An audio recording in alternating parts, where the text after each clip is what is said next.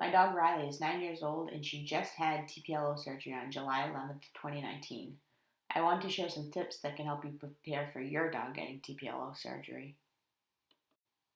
Tip number one is to give your dog a bath before surgery. You don't know when they'll next be able to take a bath. They get their stitches out after 10 to 14 days, so they can't get one until the stitches are out.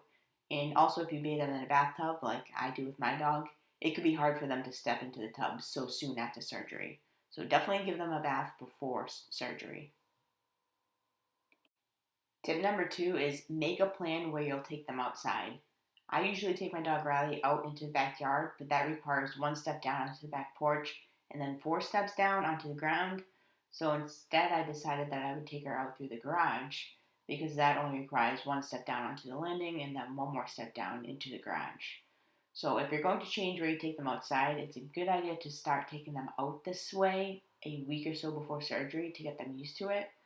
I didn't actually do this with Riley, and I found that she'd automatically go to the back door that goes to the back porch, and it took some coaxing to get her to go out the way I wanted her to go through the garage. Tip number three is set up a pen or crate. Think about where you want to set up the pen or crate. I have a third bedroom that I don't use much, so initially I was going to set the pen up in there, but then I realized that I would need to bring her down the long hallway each time to take her out, and that's a lot of hardwood floor that she could potentially slip on.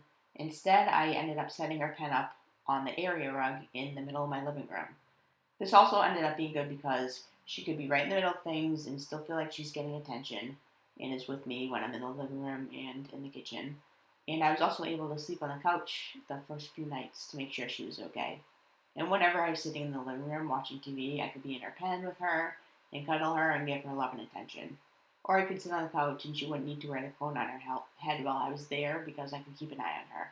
And of course, fill the pen with a comfy dog bed and some blankets. Tip number four is to get a sling. The sling will help a lot for the first few days when your dog is not putting any weight on the leg. You just put the sling under the dog's belly, and the sling helps you support most of the weight on the dog's back end.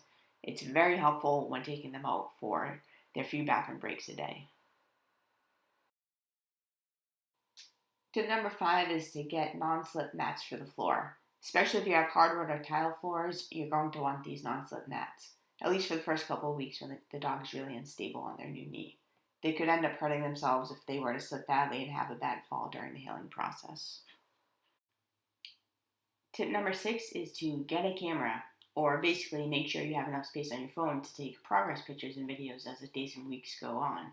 It's good to be able to track the progress and look back on how much your dog has been improving. Tip number seven is get pill pockets. Riley is typically good about eating her pills if I just put them on top of her food, but not all dogs are like that. Also, one of the pills Riley took was really tiny, so I put that small one inside of the pill pocket just to make sure she took it. Tip number eight is get some probiotics.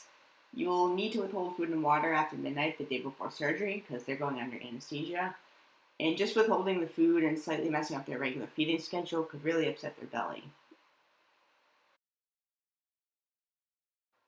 Tip number nine is buy a cone. Your dog is going to need to wear a cone for 10 to 14 days until they get their stitches out, so it's important that they wear the cone so they don't lick the incision at all.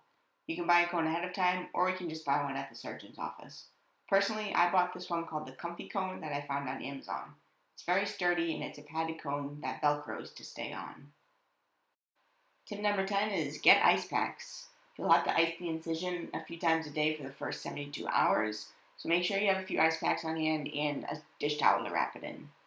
Tip number 11 is have a notebook ready.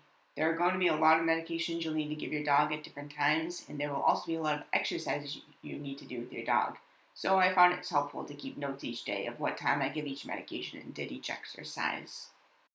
Tip number 12 is plan what day of the week you want the surgery done. I got Riley's surgery done on a Thursday because I wanted to take Friday off, and then I'd also have Saturday and Sunday home with her. I had a feeling the first week after surgery would obviously be the worst, so I wanted to be home with her all day just in case. Personally, I also took Monday and Tuesday off of work, but to be honest with you, those days weren't totally needed. She was doing pretty well on those 2 days, so I didn't feel like I necessarily needed to be home with her all day. I hope the tips in this video are helpful, and I wish you and your dog the best of luck if they need to get TPLO surgery. Can you think of any tips that I missed? If so, please share them in the comment section below. This is just what I thought of ahead of time and a few things I learned from experience.